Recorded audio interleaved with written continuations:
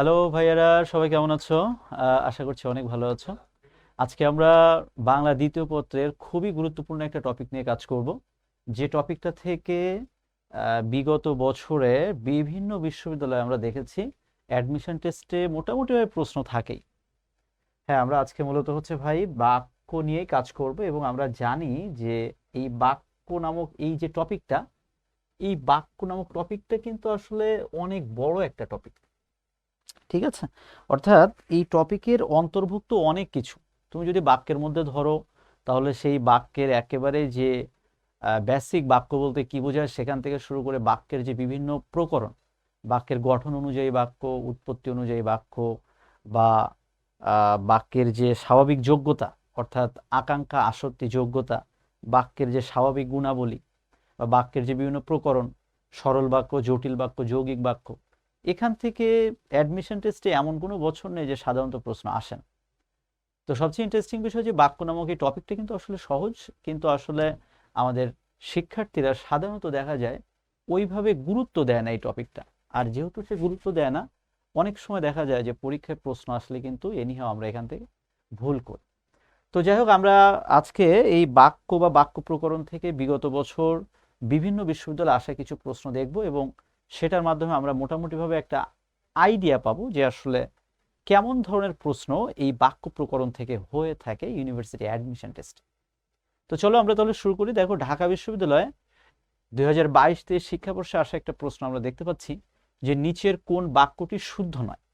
আমি ইতিমধ্যে তোমাদেরকে অনেকবার বলেছি, আবার বলছি, যে পরীক্ষার হলে মাথায় এত বেশি চাপ থাকে যে আসলে এই যে নয় শব্দটা, এটা কিন্তু আমাদের মাথায় অনেক সময় আসে না, বা আমরা চোখে দেখতে পাই না। তো যে কথাটা বলা প্রয়োজন, আগে আমরা প্রশ্নটা ভালোভাবে পড়বো, পড়ে তারপর উত্তর করব। এখন কথা হচ্ছে যে কোন বাক্যটি শুদ্ধ নয়, তাহলে বাক্যটি শুদ্ধ কি অশুদ্ধ এটা ঠিক করার জন্য ওই বাক্যের অন্তর্ভুক্ত যে শব্দগুলো আছে, সেই শব্দগুলো ঠিক নাকি বেঠিক, এটা কিন্তু আমাকে সবার আগে আইডেন্টিফাই করতে হবে। রাইট? সো এই বাক্যটা পড়ে আমরা একটা জিনিস বুঝতে পারছি যে উপরোক্ত এই শব্দটা আমরা ঠিকই বলি, কিন্তু আসলে এই শব্দটা কিন্তু সঠিক নয়। মূলত সঠিক শব্দ হচ্ছে উপরযুক্ত অথবা উপরিউক্ত। আবার বলছি, উপরযুক্ত অথবা উপরিউক্ত, এটাই হচ্ছে সঠিক শব্দ। তাহলে আমরা দেখতে পাচ্ছি যে বাকি যে তিনটা অপশান এখানে আছে, এই বাকি তিনটা অপশান মোটামুটিভাবে শুদ্ধ। একমাত্র এ নাম্বার অপশনে যেটা রয়েছে উপরোক্ত বাক্যটি শুদ্ধ নয়, এই উপরোক্ত শব্দটা ভুল। মূলত শব্দটা হবে উপরযুক্ত বা উপরিউক্ত। তো যেহেতু আমরা আজকে এটা জানলাম, আমার মনে হয় পরীক্ষায় এ ধরনের প্রশ্ন আসলে আমরা উত্তর করতে পারবো। এবং একটা জিনিস লক্ষ্য করে দেখো, এই টপিকের সাথে অর্থাৎ বাক্য নামক এই প্রশ্নের সাথে কিন্তু আমরা স্পষ্ট দেখতে পাচ্ছি আমরা ইন্টারমিডিয়েট লেভেলে যে বানান নামক টপিকটা পড়ে এসেছি। আমার মনে হয় বানান নামক এই টপিকের সাথে এই প্রশ্নটা একেবারে সরাসরি সম্পর্কিত। কেননা আমরা যখন বাংলা বানান পড়েছি, বাংলা বানান পড়তে যেয়ে আমরা দেখেছি যে উপরুক্ত নয়, বরং উপরযুক্ত বা উপরিক্ত বলাটাই সঠিক বা শুদ্ধ বানান।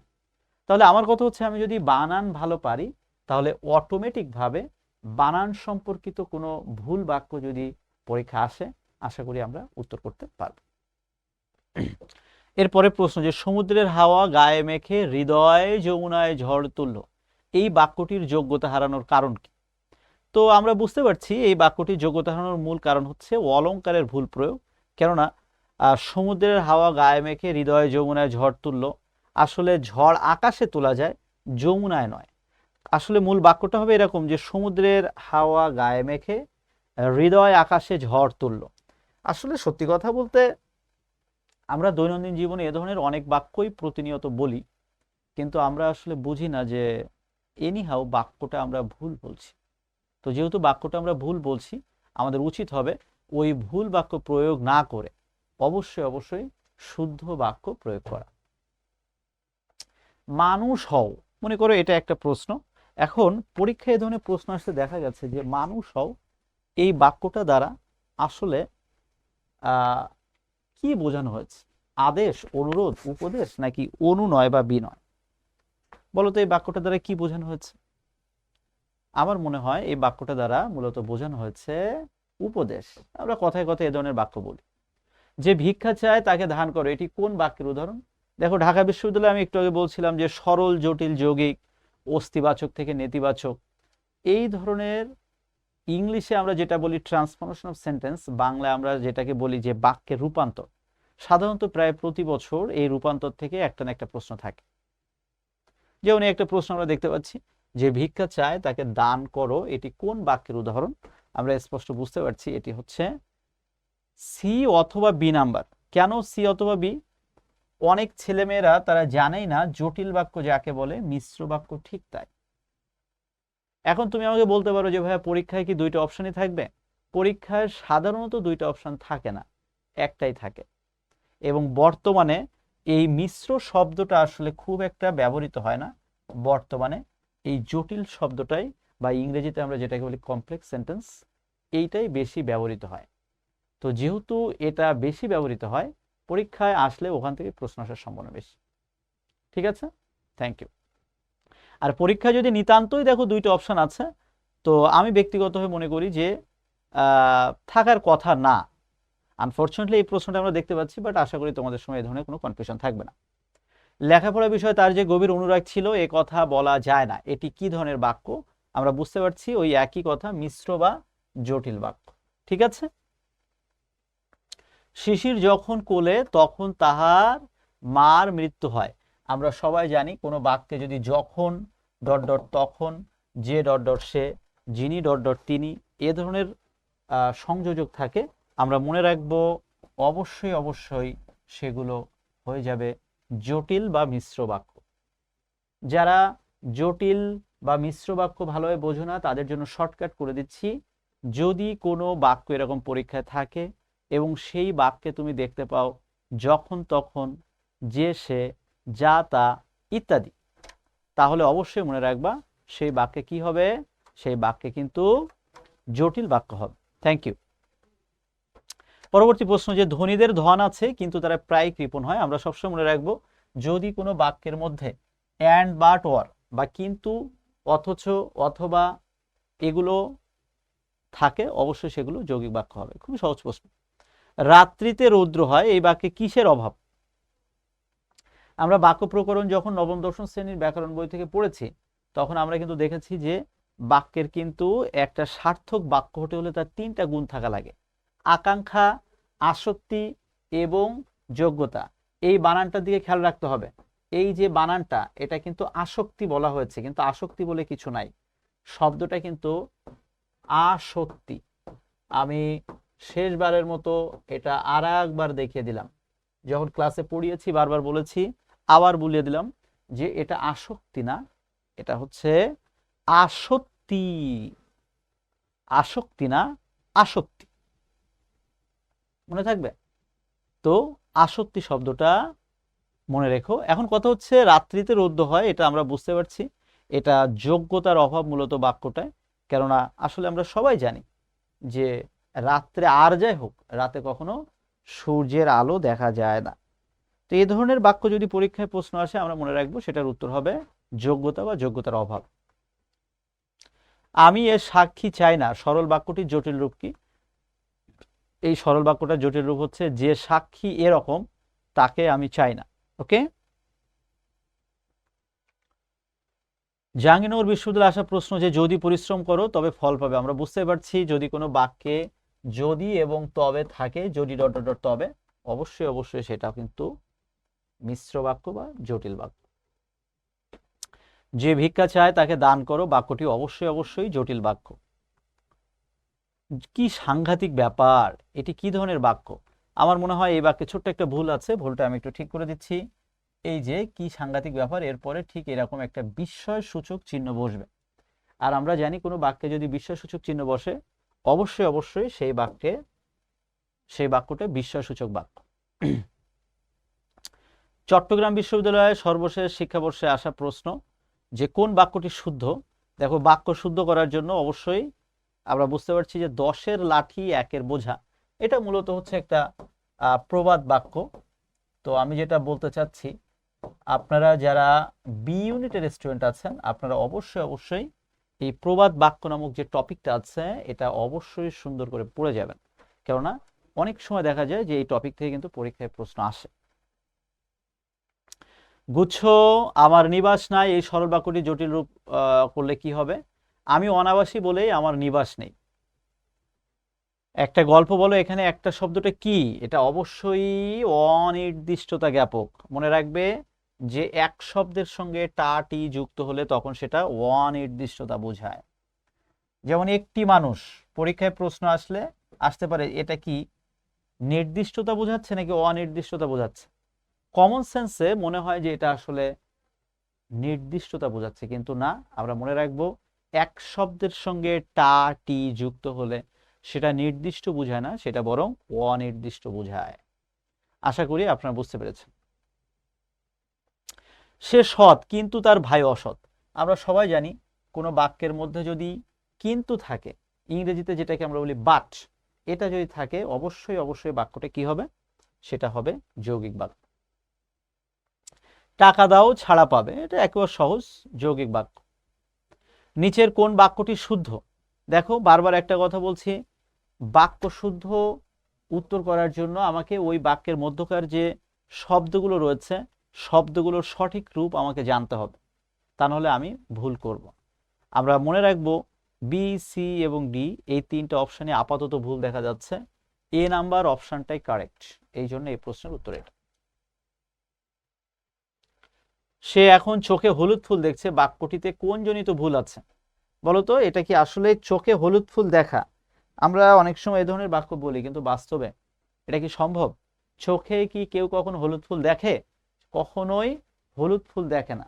এই জন্য এই বাক্যে মূলত প্রবাদ প্রবচনের প্রয়োগজনিত ভুল আছে। মূলত চোখে হলুদ ফুল না, প্রবাদ প্রবচন অনুযায়ী হবে হচ্ছে চোখে সর্ষে ফুল দেখা। মনে রাখতে হবে প্রবাদ প্রবচন যে কোনো ভাষার একটা অলংকার বা সম্পদ। এই সম্পদে যা লেখা আছে, যেভাবে লেখা আছে, উত্তর ঠিক সেভাবে করতে হবে, এর বাইরে কিছু করা যাবে না। নিচের কোন বাক্যটি ঠিক? তো কোন বাক্যটি ঠিক এটার জন্য আমি বাক্যগুলোর দিকে একবার চোখ বুলাচ্ছি, এবং চোখ বুলানোর পরেই বুঝতে পারবো যে এই তিনটা অপশনগুলোর মধ্যে কোন বাক্যটি সঠিক। তো আমার কেন জানি মনে হচ্ছে এই চারটা অপশন থেকে আমরা বুঝতে পারছি তুলনামূলকভাবে সি নাম্বার, নতুন ছেলেগুলো হলে উৎপাত করছে, এই বাক্যটাই সঠিক।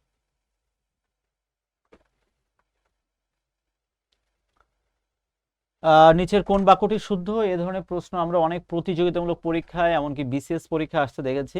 আমরা মনে রাখবো একটি গোপনীয় কথা বলি, এই গোপনীয় শব্দটাই কারেক্ট, বাকিগুলো ভুল। ওই চাকরির আশা ছেড়েছি বাক্যটিতে কোন অর্থ প্রকাশ করেছে? বুঝতে পারছি এটার দ্বারা একটা হতাশা প্রকাশিত হয়েছে। রাজশাহী বিশ্ববিদ্যালয়ে 2022-23 শিক্ষাবর্ষে আসা একটা প্রশ্ন আমরা দেখতে পাচ্ছি, এমন লোক কে আছে যার দেশের প্রতি ভালোবাসার অভাব? এটি কোন ধরনের বাক্য? আমরা স্পষ্ট বুঝতে পারছি এটা নেতিবাচক বাক্য, বা ইংরেজিতে আমরা যেটাকে বলি নেগেটিভ সেন্টেন্স। সবসময় মনে রাখবেন ইংরেজিতে অ্যাফার্মেটিভ টু নেগেটিভ যা, বাংলায় বস্তিবাচক থেকে নেতিবাচক একই কথা। পড়াশোনা করো তাহলে জীবনে উন্নতি লাভ করতে পারবে, এটা বুঝতে পারছি, এটা অবশ্যই জটিল বাক্য, এটা একেবারে সহজ। কোন বাক্যটি শুদ্ধ? এই কোন বাক্য শুদ্ধ এটা জানার জন্য অবশ্যই কিন্তু আমাকে বাক্যের মধ্যকার যে সঠিক শব্দটা রয়েছে বা সঠিক বানানটা রয়েছে এটা অবশ্যই মাথায় রাখতে হবে, তা নাহলে আমি এটা ভুল করব। তো আমরা জানি সাক্ষী শব্দটা ভুল, মূলত সাক্ষ্য শব্দটাই কারেক্ট। দেখো ইন্টারমিডিয়েট লেভেলে থাকা অবস্থায় ব্যাকরণের 1 থেকে 6 নাম্বার পর্যন্ত প্রশ্ন আসলো, সেই 6 নাম্বার প্রশ্নে কিন্তু ছিল প্রয়োগ এবং অপপ্রয়োগ। মনে করে দেখো তোমরা অ্যাডমিশন ক্যান্ডিডেটস, কিন্তু ইন্টারমিডিয়েটে কিন্তু 6টা ব্যাকরণের প্রশ্ন তোমাদেরকে ফেস করতে হতো 1 থেকে 6 পর্যন্ত, এবং ব্যাকরণের সাধারণত 30 নম্বর বরাদ্দ ছিল। তো সেই 6 নাম্বার প্রশ্নে কিন্তু ছিল প্রয়োগ এবং অপপ্রয়োগ। অনেক সময় দেখা যায় ওই ইন্টারমিডিয়েট লেভেলে যে প্রয়োগ অপপ্রয়োগ তুমি পড়ে এসেছো, ওই প্রয়োগ অপপ্রয়োগ সরাসরি দেখা যায়, ওই ধরনের প্রশ্ন কিন্তু অনেক সময় অ্যাডমিশন টেস্টে আসতে দেখা যায়। সো তোমরা যারা প্রয়োগ অপপ্রয়োগ পড়েছো তোমরা জানো যে ওই টপিকটা তুলনামূলকভাবে অনেক সহজ। তো আমি তোমাদেরকে রিকোয়েস্ট করব ওই টপিকটা একবার হলো চোখ বুলিয়ে যাবা পরীক্ষার হলে, অনেক সময় এ ধরনের প্রশ্ন আসতে দেখা যায়। কোন বাক্যটি শুদ্ধ এটা বলার কিছু নাই, আপনি সপরিবারে আমন্ত্রিত। আমরা এই ধরনের বাক্য লিখতে যে অনেক সময় লিখি সপরিবার, এই যে দন্তস্বর নিচে যে বটা দেই এটা কিন্তু পুরোটাই ভুল। ঠিক আছে, আমরা সবসময় মনে রাখবো সপরিবার শব্দে কখনোই দন্তস্বর নিচে বফলা হবে না। ঠিক আছে, থ্যাংক ইউ, এটা দরকার নেই। পরবর্তী প্রশ্ন, অনেক কষ্ট করে অনেক আশা নিয়ে ভর্তি পরীক্ষা দিতে এসেছি, খুব ভালো কথা। এটা কোন ধরনের ভালো কথা, এটা কোন ধরনের বাক্য? এটা অবশ্যই অবশ্যই সরল বাক্য। এবং আমরা জানি সরল বাক্যে কি থাকে, একটি সাবজেক্ট এবং একটি ফাইনাইট ভার্ব, বা একটা সাবজেক্ট একটা সমাপিকা ক্রিয়া। ধনীরা প্রায় কৃপণ হয়, এটা কোন ধরনের বাক্য? আমরা মনে রাখবো এটা অবশ্যই অবশ্যই সরল বাক্য। সত্য কথা বলিনি সুতরাং বিপদে পড়েছি, আমরা জানি কোনো বাক্যের মধ্যে সুতরাং থাকলে অবশ্যই অবশ্যই সেটা যৌগিক বাক্য হয়। ওকে, একটি বাক্যে যোগ্যতা বলতে কি বোঝায়? দেখো বাক্য প্রকরণের একেবারে প্রথম যে টপিক, একটা বাক্যের বা একটা সার্থক বাক্যের তিনটা গুণ থাকতে হয়, আকাঙ্ক্ষা, আসক্তি এবং যোগ্যতা। সেই আকাঙ্ক্ষা, আসক্তি এবং যোগ্যতা তোমাদেরকে ক্লাসে সুন্দর করে পড়ানো হয়েছে, এবং আমার মনে হয় তোমরা ইতিমধ্যে পড়েছো, বা যদি না পড়ে থাকো এক্ষুনি পড়ে নাও, পরীক্ষার জন্য কিন্তু এটা অনেক ইম্পর্টেন্ট। যখন আমরা পড়তে যাব, পড়তে গেলেই বুঝবো যে একটা বাক্যের পদসমূহের অর্থগত এবং ভাবগত যে সম্পর্ক সেটাই হচ্ছে যোগ্যতা। একটা বাক্যের অর্থগত মিল থাকতে হবে এবং ভাবগত মিল থাকতে হবে, তখনই সেটা যোগ্যতা সম্পন্ন বাক্য হবে। জটিল বা মিশ্র বাক্যের উদাহরণ আমরা স্পষ্ট বুঝতে পারছি যে ভিক্ষা চায় তাকে দান করো, এটাই মূলত জটিল বাক্য।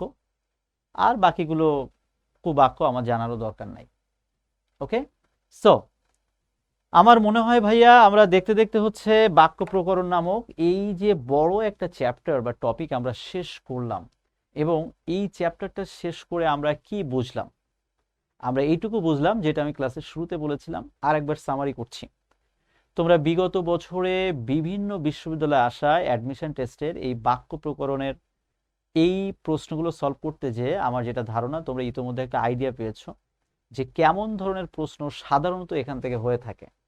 তো আমরা যে আইডিয়াটা পেলাম, আমি যদি এক কথায় বলি যে বাক্যের যে শ্রেণী বিভাগ, বিশেষ করে আমরা দেখলাম সরল বাক্য, জটিল বাক্য এবং যৌগিক বাক্য, এই টপিক থেকে কিন্তু বিশ্ববিদ্যালয় লেভেলে অ্যাডমিশন টেস্টে বারবার বারবার প্রশ্ন এসেছে। আমরা এখনো পর্যন্ত যারা এই টপিকগুলো ভালোভাবে পড়িনি অবশ্যই ভালোভাবে পড়ে নিব। এবং সবচেয়ে মজার কথা হচ্ছে ইংলিশে তোমরা যারা সিম্পল, কমপ্লেক্স এবং কম্পাউন্ড এই ট্রান্সফরমেশনগুলো ভালোভাবে পারো, তাদের জন্য এটা আরও সহজ হয়ে যাবে। এবং অবশ্যই অবশ্যই সমন্বয় করে এটা পড়বা। ক্লিয়ার? এটার পাশাপাশি আমরা আরেকটা জিনিস দেখলাম যে বাক্য থেকে বাক্যের যে একটা সঠিক বাক্যের যে গুণাবলী, আকাঙ্ক্ষা, আসক্তি এবং যোগ্যতা, এখান থেকেও কিন্তু বেশ প্রশ্ন হয়েছে, তোমরা অবশ্যই এটা পড়ে যাবা। পাশাপাশি আমরা দেখলাম বাক্যের যে প্রবাদ প্রবচন, বা একটা বাক্যের মধ্যে অনেক সময় দেখলাম যে বাক্যটা ঠিক নাকি বেঠিক, এটা পরীক্ষায় এসেছে। এটার জন্য অবশ্যই কি করতে হবে, ওই বাক্যের মধ্যকার যে শব্দ, ওই শব্দের বানান বা প্রয়োগ অপপ্রয়োগ যেটা আছে এটা সুন্দর করে দেখে যাব। তাহলে আমার মনে হয় যদি আমরা বানান এই টপিকটা একটু ভালোভাবে দেখে যাই, এবং বানানের সাথে সম্পর্কিত হচ্ছে প্রয়োগ অপপ্রয়োগ, এই দুইটা টপিক যদি আমরা ভালোভাবে ইন্টারমিডিয়েট লেভেলে ভালোভাবে পড়ে থাকি, তাহলে আশা করা যায় বাক্য থেকে কোনো প্রশ্ন আসলে আমরা খুব অনায়াসেই উত্তর করতে পারব। তো সোজা কথা, বাক্য নামক এই টপিকটা সত্যি কথা বলতে অনেক সহজ। একটু স্মার্টলি যদি তুমি পরীক্ষায় উত্তর করতে পারো, আমার মনে হয় এখান থেকে একটা, দুইটা বা সর্বোচ্চ তিনটা পর্যন্ত প্রশ্ন আসতে পারে, এবং খুব ভালোভাবে এটা উত্তর করা সম্ভব। তো আশা করছি ভাই বাক্য প্রকরণ নামক এই বড় চ্যাপ্টারটার মাধ্যমে আমরা কিছুটা হলো আইডিয়া পেলাম কোন ধরনের প্রশ্ন আমাদের পরীক্ষার জন্য ইম্পর্টেন্ট, এবং আইডিয়া নিয়ে তোমরা সামনের দিনে আগাতে থাকো, পড়তে থাকো। তোমাদের জন্য শুভকামনা জানিয়ে আজকের মতো এখানেই বিদায় নিচ্ছি। অসংখ্য ধন্যবাদ।